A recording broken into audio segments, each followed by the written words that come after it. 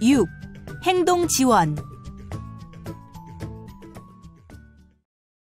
이번 시간에는 의사소통 능력 향상 방법, 문제 행동의 기능과 중재 방법, 긍정적 행동 지원, 효과적인 훈육, 칭찬 방법에 대해 학습하겠습니다. 1. 의사소통 능력 향상 방법.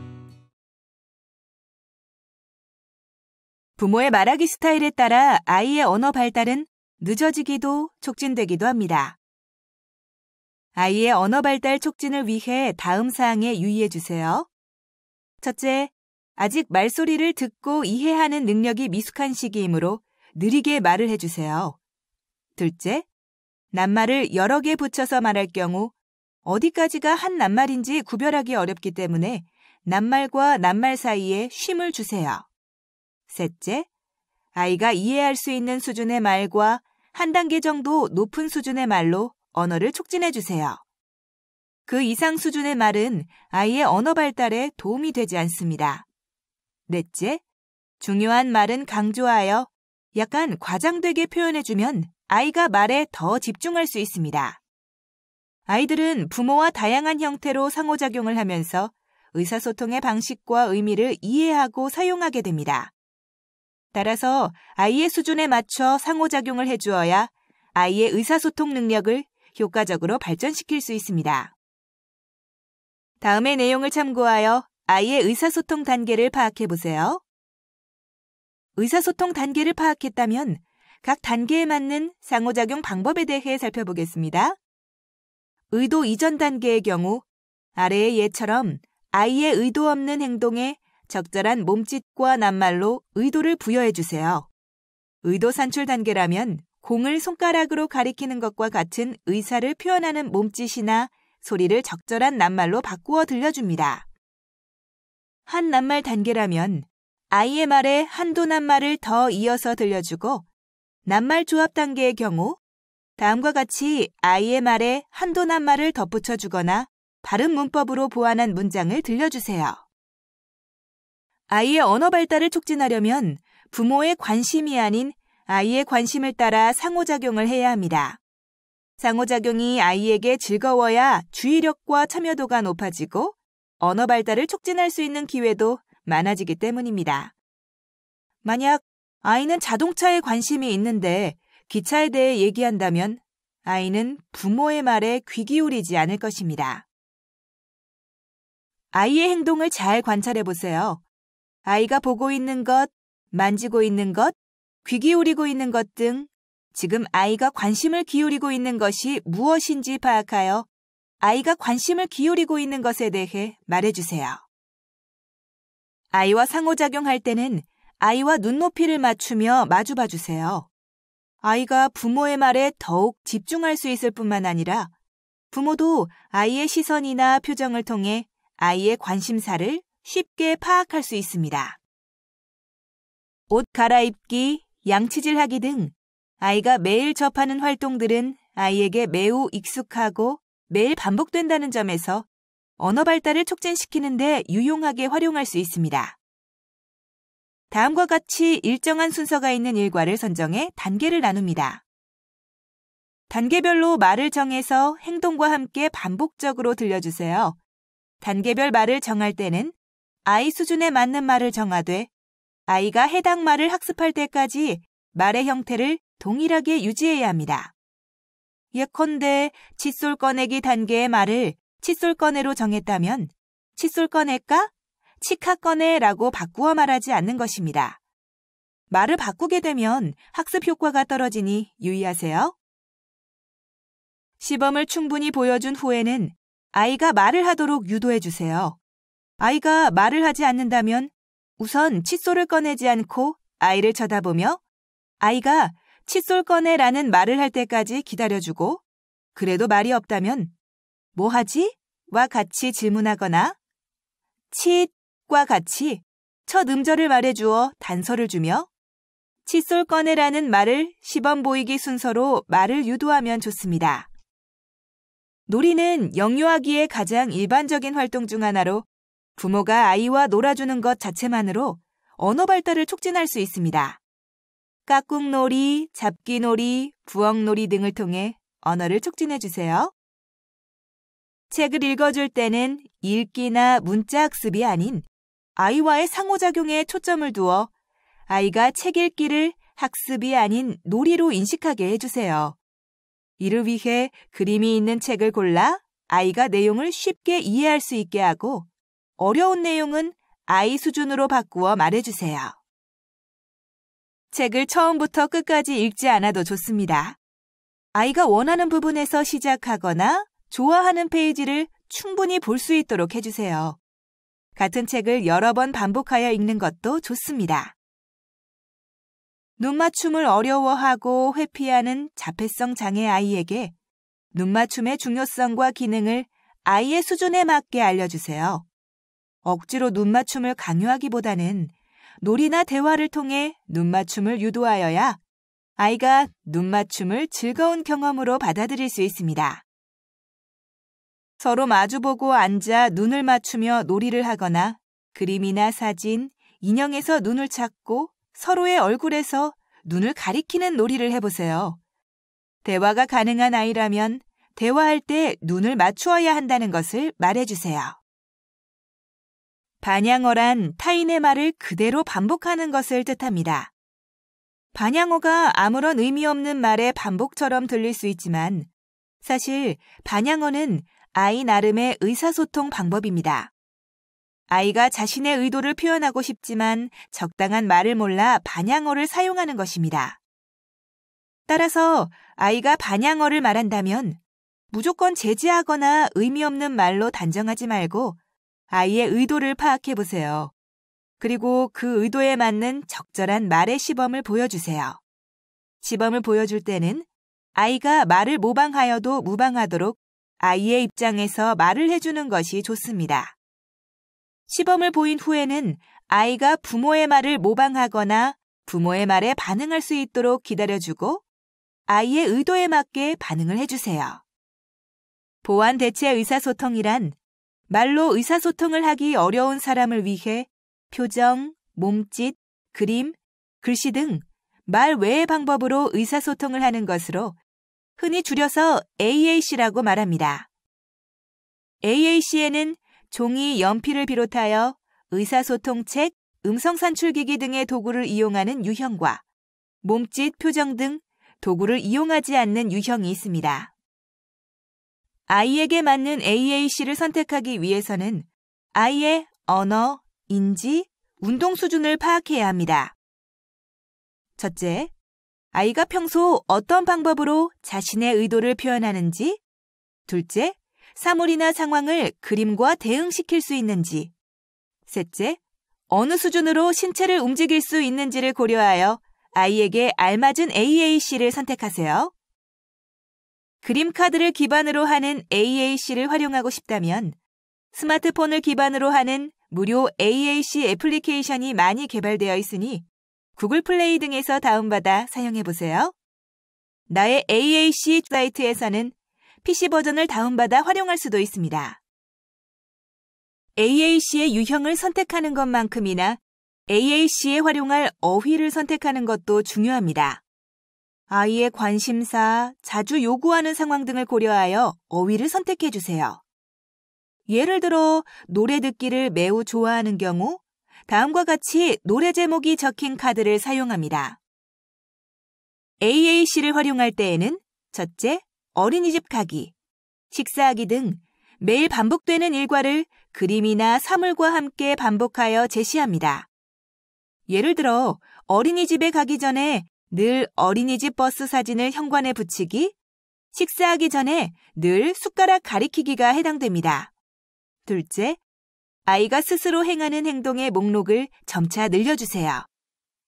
처음에는 부모가 시범을 보여주고 아이가 부모를 따라하려 한다면 격려를 해주며 도움을 주다 점차 도움의 양을 줄여 아이 스스로 행동을 할 수 있게 합니다.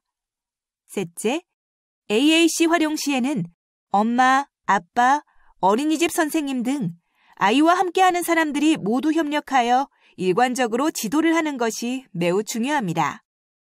아이가 물 마시고 싶다는 몸짓을 하면 엄마도 아빠도 선생님도 모두 아이에게 물을 주기로 사전에 협의해야 하는 것입니다. 간혹 AAC를 사용하면 아이가 말을 하지 않게 되는 것 아닌가 하는 걱정을 하는 경우가 있는데 지금까지의 연구 결과를 살펴보면 AAC의 사용이 말 발달을 방해하는 경우는 없으며 오히려 말 발달을 촉진한다고 보고하고 있습니다.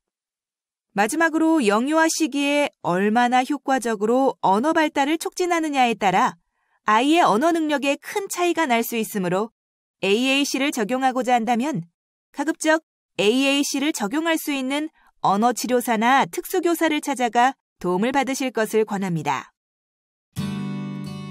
2. 문제행동의 기능과 중재 방법. 일반적인 규범에서 벗어난 부적절한 행동을 문제행동이라고 합니다. 아이를 키우다 보면 다양한 문제행동을 접하게 되는데 이러한 문제행동을 적절하게 지도하지 않고 내버려두면 아이의 성장과 발달에 지장을 초래하여 타인과의 사회생활에서 어려움을 겪게 될 수 있습니다. 아이의 문제행동은 그 행동의 원인과 부모의 반응에 따라 증가되거나 감소될 수 있습니다. 무조건 문제행동을 없애려고 하기보다는 문제행동을 왜 일으키는지 알아보고 그 원인을 수정하는 것이 중요합니다. 아이는 하나의 행동으로 여러 가지 의사를 표현하기도 하고 여러 가지 행동으로 하나의 의사를 표현하기도 합니다.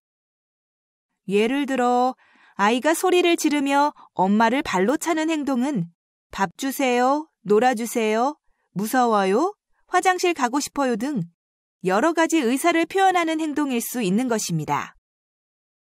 문제 행동의 기능은 크게 다음 5가지로 분류할 수 있습니다. 타인의 관심을 얻기 위한 문제 행동의 예는 다음과 같습니다.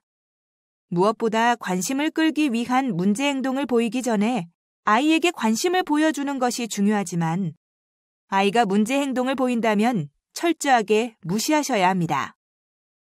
부모가 자신의 문제 행동에 관심을 보이지 않으면 아이는 더 크게, 더 자주 문제 행동을 보일 것입니다.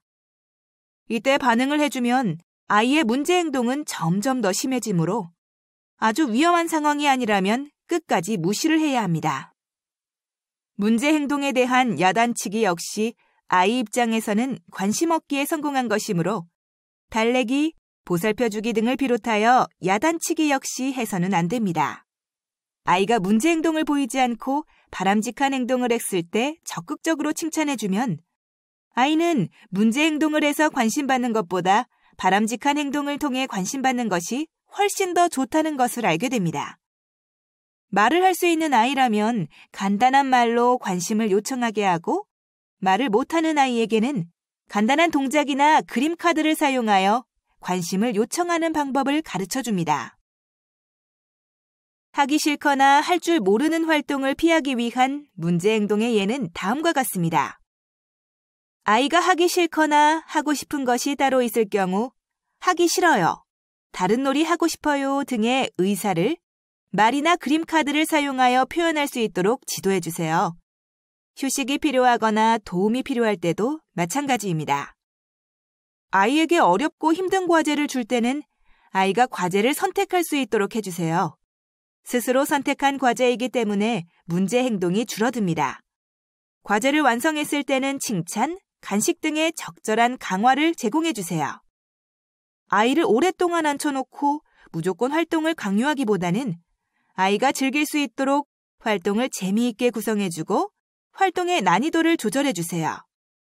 어려운 활동과 쉬운 활동을 번갈아 제시하는 것도 좋은 방법입니다. 원하는 것을 얻기 위한 문제 행동의 예는 다음과 같습니다.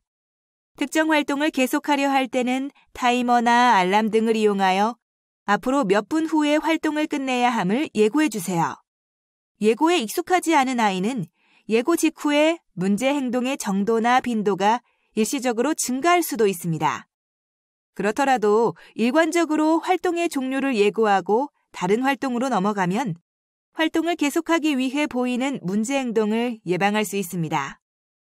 아이가 갖고 싶어하는 물건의 사진을 붙여놓고 바람직한 행동을 할 때마다 스티커를 주어 스티커를 모두 채우면 원하는 물건을 주겠다고 하는 것도 좋은 방법입니다.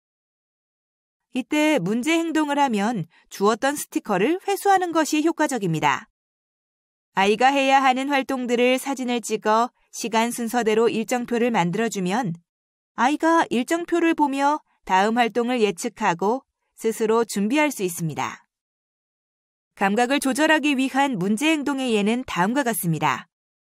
특정 감각이 싫어서 이를 피하기 위해 또는 특정 감각을 더 누리고 싶어서 보이는 문제 행동은 어느 정도 선천적인 면이 있으므로 무조건 행동을 억제한다고 문제가 해결되는 것은 아닙니다. 감각을 끊임없이 자극하려는 아이가 장시간 얌전한 자세로 있어야 한다면 손목이나 발목을 돌리는 가벼운 체조 동작이나 얼굴 근육을 움직이는 놀이 등을 알려주세요. 혼자 조용히 있는 것을 좋아하는 아이가 여러 사람에게 둘러싸인 채 많은 시간을 보내야 한다면 조용한 장소를 마련해 주어 짧게나마 혼자서 진정할 수 있도록 해주세요. 무료함으로 인해 습관적으로 하는 문제 행동의 예는 다음과 같습니다. 따라서 아이의 하루 일과 중 아이 입장에서 무료할 것이라 생각되는 시간이 언제인지를 파악하여 그 시간에 즐겁고 의미 있는 활동을 할 수 있도록 해주세요. 아이들은 여러 사람과 재미있게 놀이를 하거나 좋아하는 일에 열중하는 동안은 문제 행동을 보이지 않습니다. 아이에게 다양한 경험을 제공해 주어 좋아하는 활동이 무엇인지, 의외로 잘하는 활동이 무엇인지 파악할 수 있도록 해줍니다. 다음 10가지 문제 행동의 형태별 사례를 살펴보고 대처하는 방법에 대해 알아보겠습니다. 공격 행동을 보이면 아이를 힘껏 안아주는 방법 등을 통해 아이를 진정시키고 친구를 때리면 아파요 라고 단호하고 분명한 어조로 행동에 대해 설명해 줍니다. 일정 시간 격리시키거나 좋아하는 활동을 박탈하는 등 자신이 한 일에 대한 책임을 지게 해주세요. 자해 행동을 할 때에는 심각한 자해 행동이 아니라면 인내심을 갖고 무시하는 것이 좋습니다. 자해가 관심을 끌 수 있는 방법이 아니라는 것을 알게 해주세요. 심각한 자해 행동을 보인다면 감정 변화가 없는 침착한 표정으로 신속하게 제지를 하는 것이 좋습니다. 제지를 한 후에는 야단을 치기보다는 무시를 하는 것이 효과적입니다. 부모가 화를 내거나 당황하는 모습은 오히려 자해 행동을 자극할 수 있습니다. 자해 행동을 지도할 때는 헬멧을 씌우거나 벽에 스티로폼을 붙이고 바닥에 두꺼운 카펫을 까는 등 안전장치를 갖추어 주세요. 관심을 끌기 위해 또는 자신의 뜻대로 되지 않을 때 울음을 터뜨린다면 울음을 멈출 때까지 아무런 반응을 하지 않고 그대로 두어 무작정 우는 것이 문제 해결에 전혀 도움이 되지 않는다는 것을 인식시켜 주세요. 아이가 울기 시작하면 부모가 다른 사람들과 재미있는 놀이를 시작하면서 마치 우는 아이가 없는 듯이 행동하고 울음이 그치면 아무 일 없었다는 듯 아이와 놀아주는 방법도 효과적입니다. 다 울고 나면 왜 울었는지 물어보고 요구가 있으면 말이나 몸짓 등으로 표현하도록 지도해 주세요. 이상한 물질을 물거나 먹는 이식증은 발달장애 및 발달지체 영유아에게 주로 나타나며 만 24개월까지는 정상적인 행동이나 그 이후에는 문제 행동인 경우가 많습니다. 중재에 앞서 아이가 앓고 있는 질환이 있는지, 철결핍이나 납 중독 등의 문제가 없는지, 영양 상태에 문제가 없는지 살펴보고 그에 적합한 치료가 선행되어야 합니다. 바른 음식 섭취 시에는 칭찬을 해주고 이식증인 경우에는 단호한 태도를 보여주며 아이가 흥미를 갖는 활동에 참여하는 시간을 늘려 이식증을 잊도록 해주세요. 끊임없이 관심과 인정을 받고 싶어 문제 행동을 보이는 경우에는 아이가 사랑과 관심을 받고 있다는 느낌을 가질 수 있도록 하는 것이 중요합니다. 물어보는 시간이나 횟수를 기록하고 규칙을 정하여 스스로 자기 관리를 할 수 있도록 지도할 수 있으며 필요하다면 요구 카드를 만들어서 말 대신 카드를 내밀도록 할 수도 있습니다. 대체로 고집 부리기는 상황에 대한 이해 부족에서 올 때가 많으므로 상황을 이해시켜주는 것이 좋습니다. 이해시키기 어렵다는 판단이 서면 강제적으로 고집을 꺾어야 하나 고집을 부리는 이유가 타당하다면 기다려주어야 합니다. 작은 일이라도 아이와 사전에 이야기하고 합의를 해보세요. 그리고 아이와의 약속은 꼭 지켜주는 것이 중요합니다. 너무 집안에서만 생활할 경우 밖에 나가면 도망가려 할 수 있으므로 자주 외출을 시켜주세요. 외출에 앞서 외출 시 지켜야 할 규칙을 만들고 집에서 규칙을 지키는 연습을 해보세요.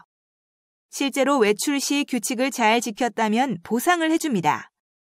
외출 시 잃어버릴 것을 대비하여 지문을 등록하거나 옷에 연락처를 표시하는 등 충분한 사전 조치를 해야 합니다. 아이가 심심하거나 할 일이 없으면 상동 행동이 늘어날 수 있습니다. 아이가 혼자 있는 시간을 줄이고 간단한 놀이나 과제를 제공해 주세요. 가능하다면 아이가 좋아하는 놀이를 함께 해주세요. 반항의 목적이 관심 끌기라면 반항 행동을 할 때 무시를 해야 합니다. 대신 바람직한 말로 관심을 요구할 때는 보상을 해주세요. 반항적인 아이는 언어 표현 능력이 부족한 경우가 많습니다. 자기 감정과 욕구를 말로 표현할 수 있도록 지도해 주세요. 3. 긍정적 행동 지원. 긍정적 행동 지원이란 문제 행동이 일어나지 않도록 미리 환경을 변화시키고 문제 행동을 대체할 수 있는 바람직한 행동을 지도하는 중재 방법입니다. 다음에 긍정적 행동 지원 절차를 살펴보고 아이의 문제 행동 중재에 적용해 보세요. 문제 행동의 정의와 우선순위 결정 단계에서는 아이의 문제 행동이 무엇인지 관찰 가능한 용어로 가능한 자세하게 기술합니다. 문제 행동이 여러 가지일 경우에는 지원할 행동의 우선순위를 결정해야 합니다. 1순위는 자신이나 타인의 건강이나 생명을 위협하는 행동. 2순위는 자신과 타인의 활동을 심각하게 방해하는 행동. 3순위는 자신과 타인의 주의를 분산시키는 행동 등입니다. 정보 수집 단계에서는 문제 행동이 일어나기 전후에 어떤 일이 있었는지, 언제, 어디서, 누구와 함께 있을 때 일어나는지 등을 파악합니다. 가설 세우기 단계에서는 문제 행동의 원인과 목적이 무엇인지 가설을 세웁니다. 행동 지원 계획 수립 단계에서는 문제 행동이 일어나지 않도록 환경을 변화시키고 문제 행동을 대체할 수 있는 행동을 가르칩니다. 이때 대체 행동은 문제 행동보다 쉬운 행동이어야 합니다. 초기에는 아이가 문제 행동 대신 대체 행동을 보이면 바로 반응을 보여주어 아이로 하여금 문제 행동보다 대체 행동이 훨씬 효과적임을 이해시켜야 합니다. 다양한 상황에서 여러 사람에게 대체 행동을 사용할 수 있도록 기회를 마련해 주세요. 행동 지원을 할 때 일관성은 매우 중요합니다. 아이의 문제 행동과 대체 행동에 언제나 일관된 반응을 보여주세요. 아이의 행동에 대한 부모님의 반응도 함께 바꾸어 주는 것이 효과적입니다.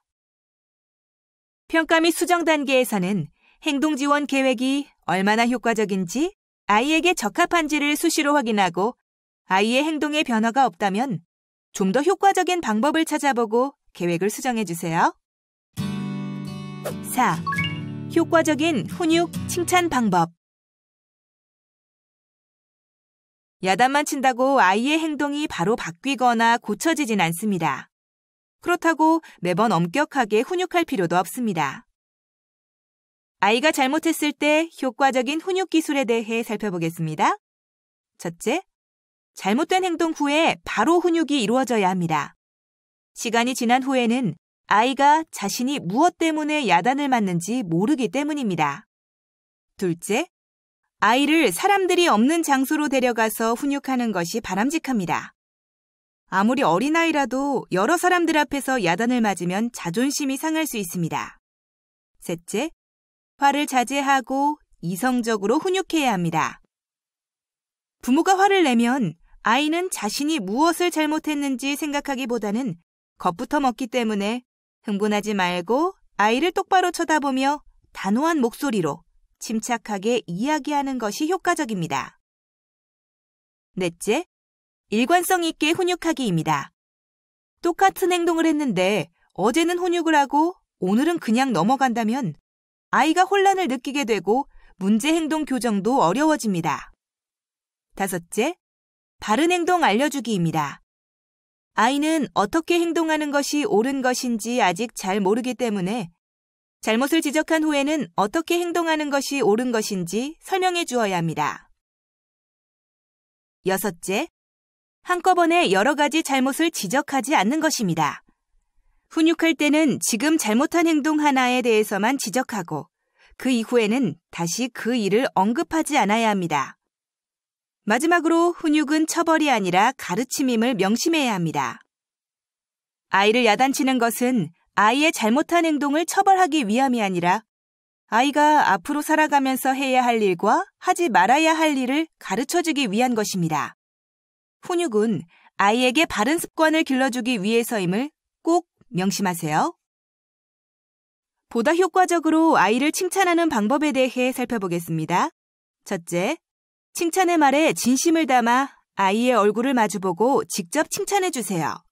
둘째, 청소 도와줘서 고마워, 밥을 다 먹었네 등 구체적인 행동에 대해 칭찬해주세요. 셋째, 시간이 지나고 나서 이전 일을 칭찬하는 것은 의미가 없습니다. 아이가 착한 행동을 한 직후 칭찬을 해주게 되면 아이는 자신의 행동에 대해 뿌듯함을 느끼며 기뻐할 것입니다. 넷째, 결과가 좋지 못하더라도 과정 중에 좋았던 점과 잘했던 점을 칭찬해주세요. 다섯째, 칭찬할 일은 얼마든지 있습니다. 작은 행동이라도 하루에 한 번은 꼭 칭찬해주세요. 여섯째, 사람들 앞에서 칭찬을 해주면 자신이 한 행동이 옳은 일임을 다시 한번 인지하게 되고 지속적으로 옳은 행동을 하려는 계기가 됩니다. 일곱째, 스킨십도 칭찬입니다. 머리를 쓰다듬거나 안아주며 칭찬을 하면 성장 호르몬과 안전 호르몬이 분비되어 아이는 부모의 사랑과 진심을 느끼게 됩니다. 오늘 학습의 주요 내용을 정리해 보겠습니다. 아이의 수준에 맞춰 상호작용을 해주어야 아이의 의사소통 능력을 효과적으로 발전시킬 수 있습니다. 문제 행동이 일어나지 않도록 미리 환경을 변화시키고 문제 행동을 대체할 수 있는 바람직한 행동을 지도하는 긍정적 행동 지원을 적용해 보세요. 문제 행동을 대체할 수 있는 바람직한 행동을 가르칩니다. 행동 후 즉시 일관성 있게 훈육 또는 칭찬을 해주어야 한다는 것을 꼭 명심하세요.